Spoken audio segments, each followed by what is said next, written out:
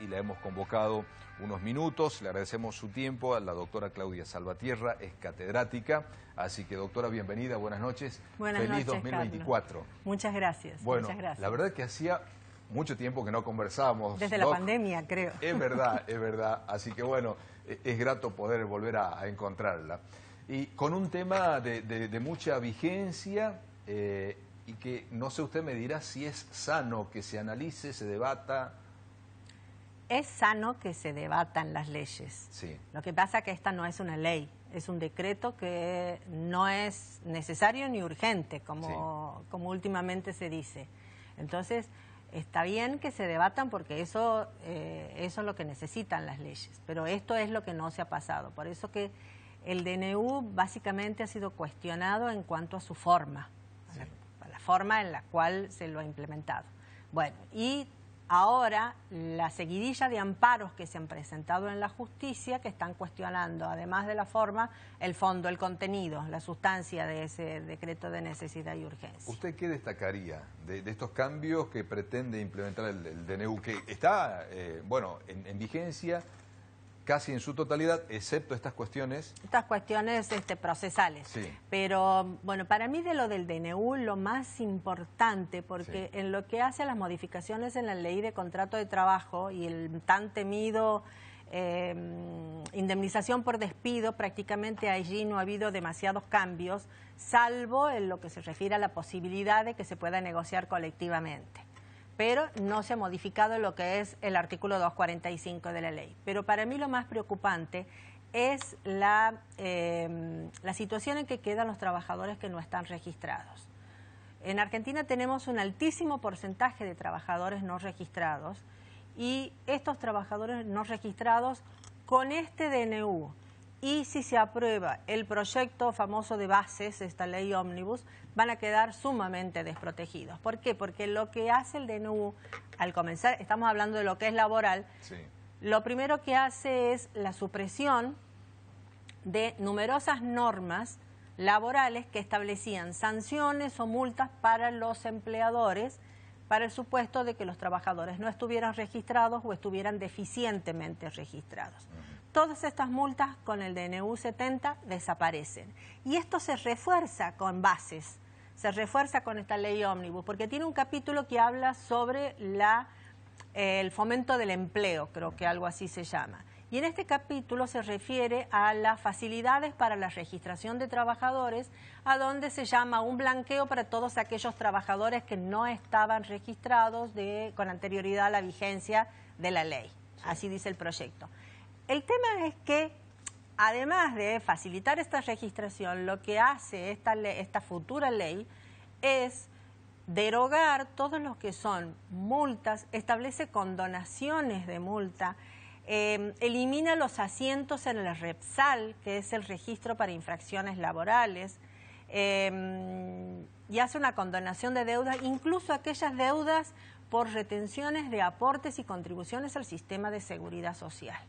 Entonces esto agrava notablemente la situación de los trabajadores no registrados. No veo que a partir de un desamparo que tenga, porque sea como sea, el hecho de la existencia tanto de las multas como de las indemnizaciones a favor de los trabajadores que existían, que estaban previstas en estas leyes que se han derogado, esto implicaba una cierta presión respecto del empleador ante el temor de la aplicación de multas. Porque esto es una realidad, nos movemos en base al temor de las sanciones que podamos recibir. Claro. Bueno, entonces cuando sacas todo esto, evidentemente hay una desprotección. Y como digo, esto se agrava encima con este capítulo de registración que tiene la ley que está para tratar en el Congreso, donde hay una condonación de deudas, hay un sistema mucho más simple de registración, donde hay hasta eliminación de algunas sanciones penales que estaban previstas para los empleadores que incurrieran en la no registración o la deficiente registración o en figuras de fraude laboral. Esto es lo que me parece lo más grave. Y el otro aspecto es mucho más doctrinario, diría, pero que incide muchísimo en lo que es la estructura, en lo que es el alma del derecho del trabajo, que es la modificación de algunos principios y reglas propias del derecho del trabajo. como es el principio de irrenunciabilidad, como es el principio en caso de duda a favor del trabajador, la presunción de existencia del contrato de trabajo. Todas estas normas han sido modificadas y son normas que hacen a la estructura, a la esencia, al alma del derecho del trabajo. ¿Promueve cambios de paradigmas? Totalmente, sobre todo en estos cambios que te estoy mencionando. En ese sentido, sí. Se incorporan nuevas formas, como el caso del trabajador independiente con colaboradores, por ejemplo.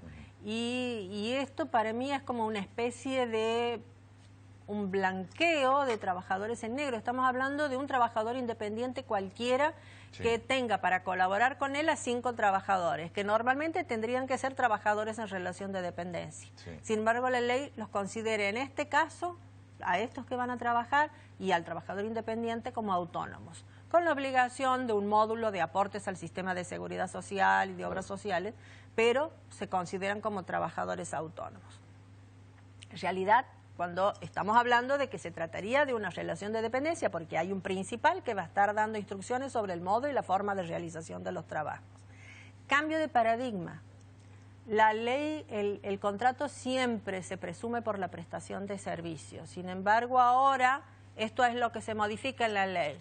Si bien se mantiene esa presunción de la existencia de un contrato de trabajo por la mera prestación de servicios, sin embargo, eso queda condicionado a que en esa prestación de servicio, por ejemplo, no haya una facturación. Porque cuando es facturado, entonces queda excluido de lo que es este contrato de trabajo. ¿Estaría promoviendo mayor precarización? Sí, sí, definitivamente sí. El tema es que entre los motivos por los cuales se sanciona este decreto de necesidad y urgencia es para promover la registración. Sinceramente yo no veo por qué se promovería la registración. Creo que es un incentivo para el trabajo no registrado, como digo, porque en definitiva no va a haber sanciones por el trabajo no registrado. Tendría el efecto contrario. El efecto contrario, exactamente. Sí. Bien. ¿Y estas medidas cautelares, primero la de la CGT, ahora la de la CTA? Sí, eran esperables. Estos son objetos de amparo que han presentado tanto la CGT como la CTA. Sí. Hubo un amparo antes, que es el que se interpuso directamente ante la Corte, por ser la provincia de La Rioja la que lo interpone, y la Corte decidió en ese aspecto decir, no, esperemos que pase la feria, lo vamos a resolver en febrero. Mientras tanto, estos amparos que se interponen, además del amparo de la CGT y la CTA, hay más de 30 amparos que se han interpuesto porque es tan abarcativo el DNU que respecto de esto, de distintas situaciones, también se han interpuesto otros amparos. La mayoría dentro del fuero contencioso administrativo. Y en un determinado momento, esto para hacerlo simple, entonces en el fuero contencioso administrativo se habilitaron esos amparos, simultáneamente se presentaron estos de la CGT y la CTA, que tienen 2 fallos en los cuales se hace lugar a la medida cautelar y por lo tanto se suspende en lo que se refiere al título 4, es decir, nada más que respecto de lo que tiene que ver con el tema laboral. Pero uno de los problemas que se plantea aquí y que es lo que al gobierno más le molestaba es el tema de la competencia, porque la idea era centralizar a todos los amparos dentro del fuero contencioso administrativo. Y en su momento, con los primeros amparos que se presentan, el juez que interviene los une a todos y en un amparo colectivo, que es una de las formas de amparo que está prevista en la Constitución. Entonces, todos bajo el mismo tratamiento, lo cual significaría que, bueno, esto implica una cierta demora porque en la medida que los distintos amparos están en estado de resolver, se tienen que ir esperando hasta que todos estén en esa condición.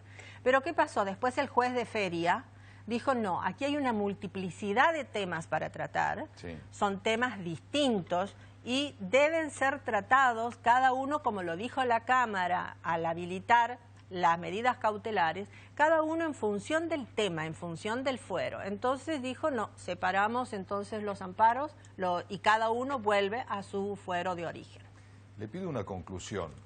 ¿Qué supone usted, qué intuye desde su experiencia como magistrada, ejerció la magistratura, catedrática, especialista en derecho laboral? ¿Cuál es el rumbo, el futuro del trabajo en el país ante este escenario? Yo creo que la suspensión de la medida va a llegar hasta que la Corte se manifieste al respecto. Y esto seguramente lo va a tratar en febrero, que se va a tener que expedir sobre la inconstitucionalidad del decreto. De todos modos, esto está muy atado, como decía al comienzo, a lo que es la ley de bases, que es lo que presentó el gobierno en el Congreso. Y en esa ley se va a dilatar muchísimo también su tratamiento. No es fácil, en lo que a mí respecta, en mi tema, sí, no es fácil introducir una reforma laboral de la magnitud que se está pretendiendo. Hay muchos aspectos que no se pueden tratar y que a mí me parece que un poco tiene que ver con el desconocimiento de lo que es la legislación de fondo. Entonces muchas veces se dicen muchas cosas que se van a hacer, pero después al momento de hacerlas, entonces uno se enfrenta con el contenido de la Constitución, claro, con el contenido de los tratados internacionales, con el principio pro homine, que está en el PIDEX, en el Pacto de Derechos Civiles, que Argentina lo tiene incorporado con nivel constitucional. Entonces, esto tiene que ver con la progresividad de los derechos. O sea, no se puede retroceder y esto es un compromiso internacional que Argentina tiene, porque son pactos que están contemplados en la Constitución Nacional con rango constitucional. Entonces, hay muchos cambios que no se pueden producir, que deben ser paulatinos. Bien, no va a ser fácil esto. No va a ser fácil. Porque hasta da la impresión de que implicaría todo un cambio hasta cultural, podríamos decir. Sí, ¿no? Absolutamente. Escuchaba un periodista que decía que tenía mucha relación con muchos empleadores hoy y decía, y no conozco a nadie que haya aplicado, más allá de la suspensión que tenga ahora la norma, pero no he escuchado a nadie que haya aplicado algo de los beneficios que teóricamente están en el DNU. Claro. Porque tampoco no es fácilmente aplicable. Ojo, porque hay muchos de los artículos que están en el DNU que están sujetos a reglamentación. Bien. Entonces, tampoco no es de aplicación inmediata en muchos casos. Hay varios artículos que están sujetos a reglamentación.